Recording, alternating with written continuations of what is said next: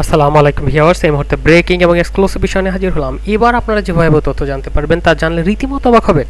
মামুনুল হক অবশেষে কারাগার থেকে জামিনে মুক্তি পেয়েছেন এবং শেখ হাসিনার চিন্তার ভাঁজ। তিনি আবারও রাজনীতিতে সক্রিয় হবেন এবং সে সাথে সরকারের বিরুদ্ধেও তিনি যাবেন, কারণ তিনি তার জীবনকে উৎসর্গ করেছেন এমন দাবি করে কড়া হুঁশিয়ারি বার্তা দিলেন সরকারকে। এবং মামুনুল হকের মুক্তির পর কেন চিন্তায় হাসিনা, সে সকল বিষয় নিয়ে এক্সক্লুসিভ তথ্য দেন জানতে পারবেন এবং সেই সাথে মামুনুল হককে সেলুটও জানান।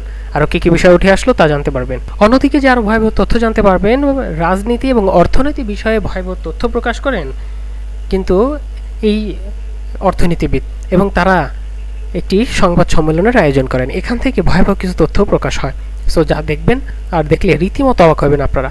চলুন আমরা দেখিনি তারা কি কি বলছে। তবে তার আগে আমরা দেখে নিই মামুনুল হক বিষয়ে কি তথ্য দিলেন এবং সরকারকে নিয়ে বা কি হুঁশিয়ারি বার্তা দিলেন। চলুন দেখে নিই। বাংলাদেশের প্রত্যেকটি দেশপ্রেমিক জনতার গায়ে আমাদের জাতীয় পতাকা থাকবে আগামীতে ইনশাআল্লাহ। এই জাতীয় পতাকা ৩০ লক্ষ শহীদের বিনিময়ে আমরা অর্জন করেছি। এই পতাকাকে সমুন্নত রাখার জন্য আমাদের যা যা করার আমরা ইনশাআল্লাহ তাই করব। এবং মামুনুল হক সাহেব পরিষ্কারভাবে বলেছেন তার জীবন তিনি দিনের জন্য, এই জালিমের বিরুদ্ধে লড়াই সংগ্রামের জন্য উৎসর্গ করেছেন। তিনি পরিষ্কারভাবে তিনি স্টেটমেন্ট দিয়েছেন, অঙ্গীকার করেছেন। সুতরাং যারা এই ধরনের কথা বলছেন মামুনুল হক সাহেব রাজপথে নামবেন কিনা ইত্যাদি ইত্যাদি, তিনি তো পরিষ্কারভাবে বলেছেন এই ভাই তিনি তার পুরো জীবন উৎসর্গ করে দিয়েছেন এই ফ্যাসিবাদী শক্তির বিরুদ্ধে লড়াই সংগ্রামে। এরপরেও আর সন্দেহ রাখার কোনো অবকাশ নেই। তো যাই হোক, যারা মূলত আসলে তাকে নিয়ে বিভিন্ন ধরনের সমালোচনা করেন, তাকে নিয়ে নানাবিধ মন্তব্য করেন, তাদের উদ্দেশ্যে আমি আজকে লাইভে আসছি। তাদের উদ্দেশ্যে আমার এই কথা বলা যে তার বিরুদ্ধে আন্দোলন সংগ্রাম হয় নাই, আপনারা এখন তাকে এই উটকো ভালোবাসা দেখাতে মানে জেল গেটে হাজির হয়েছেন, তাকে সংবর্ধনা দিচ্ছেন ইত্যাদি ইত্যাদি। ভাই আসলে আন্দোলন সংগ্রাম করার মতো পরিবেশ কতটুকু আছে এটা কিন্তু আমি আপনি সবাই জানি।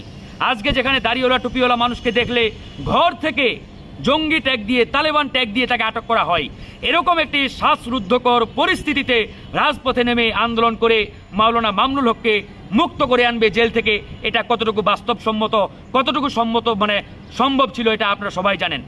বাংলাদেশের প্রধান বিরোধী দল, সাবেক তিনবারের প্রধানমন্ত্রী বেগম খালেদা জিয়া, বাংলাদেশের সবচাইতে জনপ্রিয় নেত্রী, তাকে পর্যন্ত বিএনপি এত বড় একটা রাজনৈতিক দল এই মুহূর্তে বাংলাদেশের, তারা পর্যন্ত বের করতে পারে নাই আন্দোলন সংগ্রাম করে।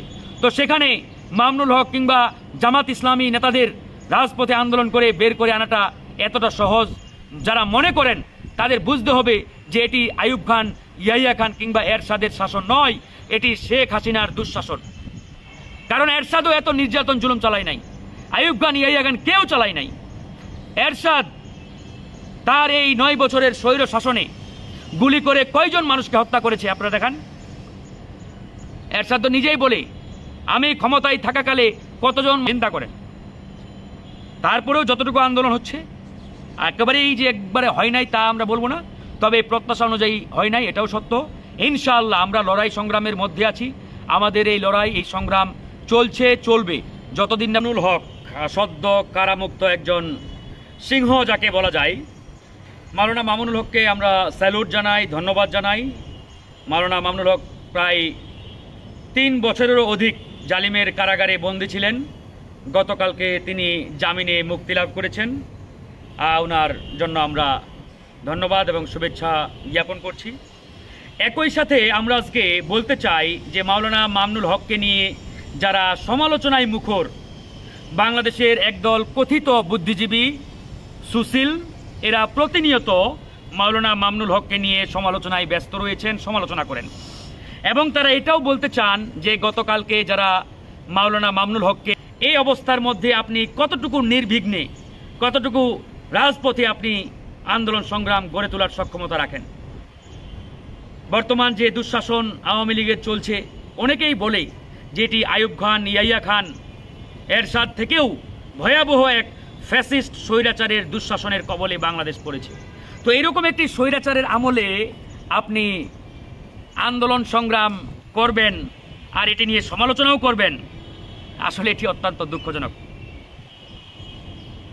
তাহলে বুঝতে হবে আপনাদের চোখে সমস্যা রয়েছে কিংবা আপনারা এই আওয়ামী দুঃশাসনের ভাগিদার এবং আওয়ামী লীগকেই মূলত আপনারা সাপোর্ট দিচ্ছেন। অনেকেই বলেন আন্দোলন হয় নাই। আরে ভাই, আন্দোলন কথাই হয় নাই। আপনারা দেখেছেন রাজপথে, আপনি আন্দোলন করতে গেলে আপনার বুকে গুলি চালানো হয়। আপনি মাঠে নামলে আপনার উপরে সাউন্ড গ্রেনেড, টিয়ার সেল, ড্রিলেট গুলি পর্যন্ত চালাচ্ছে এই ফ্যাসিস্ট স্বৈরাচারের পুলিশ বাহিনী। তো এরকম একটি অবস্থায় আপনি আর কতটুকু করবেন ভাই? আমরা তো ইতিহাস পড়েছি, আমরা সরাসরি দেখি নাই আইয়ুব খানের সেই দুঃশাসন, ইয়াহিয়া খানের সেই দুঃশাসন আমরা তো দেখি নাই। আপনারা দেখেছেন, যারা ওই সময় বড় ছিলেন বা বেঁচে ছিলেন বা যাদের জন্ম হয়েছিল, আপনারা সবাই দেখেছেন আইয়ুব খান গুলি করে কয়টা মানুষকে মেরেছে, খতিয়ানটা বের করে দেখান। ইয়াহিয়া খান কয়জন মানুষকে গুলি করে হত্যা করেছে, আপনারা একটু ইতিহাসটা বের করুন। খুবই নগণ্য। কিন্তু এই শেখ হাসিনা, চলুন এবার তুলে ধরি বাংলাদেশের অর্থনৈতিক বিষয়ে এই অর্থনীতিবিদরা কি তথ্য দিচ্ছেন। বাংলাদেশ কি তাহলে হুমকির মুখে? দেখা যাক তারা কি বলছেন। রাজনীতি, অর্থনীতি, বাংলাদেশ এখন যে শীর্ষক সেমিনার, সে সকল বিষয় থেকে বা এই আয়োজন থেকে কি তথ্য উঠে আসলো দেখে নিই। এই জাতীয় কিছু ইয়ে করে না, এটা পর্যন্ত এখন দেখতে পাচ্ছি আমরা। সুতরাং আমাদের দেশের অবস্থাটা, রাজনৈতিক অবস্থাটা কোথায় গেছে, রাজনীতি সবকিছুকে নিয়ন্ত্রণ করে, এটা এখানে আলোচনা এসেছে। আমি কিন্তু এখানে সকলেই সমস্যাগুলি বলেছেন, উত্তরণের উপায় সম্পর্কেও কিন্তু তেমন কেউ কিছু বলেননি। আমার কাছেও উত্তরণের উপায় কিন্তু কিছু আছে বলে মনে হয় না। তবে যেটুকু আমি দেখেছি, শুনেছি বা পড়েছি, সবসময় জনগণই সবসময় এখানে উত্তরণের ইয়ের জন্য তারাই এগিয়ে আসতে হয়। আমরা কিন্তু এই অবস্থার মধ্যেও কিন্তু, যদিও এটা এত বড় না, রাষ্ট্র ক্ষমতার নিয়ন্ত্রণের মতো ব্যাপার না, কিন্তু যথেষ্ট বড় একটা ব্যাপারই নিপীড়নের মূলক ব্যবস্থা যেটাকে বলা হয়েছে। প্রফেসর আসিফ নজরুল, ওনার সাথে ভিন্নমত পোষণ করার কোনো সুযোগ নেই। যে ইউনিভার্সিটিতে ছাত্রদের যে অবস্থা এ সম্পর্কে কোনো একটা উপন্যাসও আছে, অত্যন্ত একটা গুরুত্বপূর্ণ একটা উপন্যাস, এটা আমি একাধিকবার পড়েছি ইয়ে করে।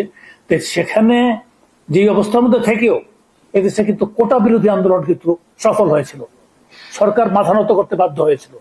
হতে পারে যে এতে করতে যেহেতু সরকারের সিংহাসন নড়েনি, তার জন্য তারা চরম ব্যবস্থা নেয়নি, হতে পারে। তাহলে যদি এটা যদি সম্ভব হয়, এটা ছিল একটা অসংগঠিত একটা আন্দোলন। ঢাকা বিশ্ববিদ্যালয়ের কিছু সংখ্যক ছাত্র এটাকে ইয়ে করে, এবং আস্তে আস্তে ধীরে ধীরে এটা জেলা, উপজেলা পর্যায়ে, বিভিন্ন পর্যায়ে এটা ছড়িয়ে যায়। এটা কিন্তু সফল হয়েছিল।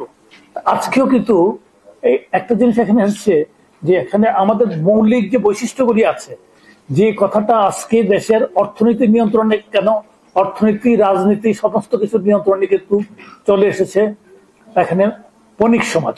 বণিক সমাজ নিন্দনীয় কোনো বিষয় না, তারা কিন্তু দেশের অর্থনৈতিক চালিকা শক্তি, তারা দেশের অর্থনৈতিক গ্রোথ তারা ইয়ে করেন, দেশে তারা এমপ্লয়মেন্ট সৃষ্টি করেন, সমস্ত কিছুই করেন।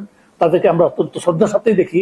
কিন্তু তাদের মধ্যে একটা বিরাট একটা শ্রেণী আছে, বিরাট একটা অংশ আছে, যারা ব্যাংকে টাকা নিয়ে দিচ্ছেন না, তারা বিদেশে টাকা পাচার করছেন বা এবং তাদের হাতে কিন্তু আজকে দেশের অর্থনীতির যতগুলি ফ্যাক্টর আছে আপনার এভাবেই তুলে ধরেন বর্তমান দেশের অবস্থা।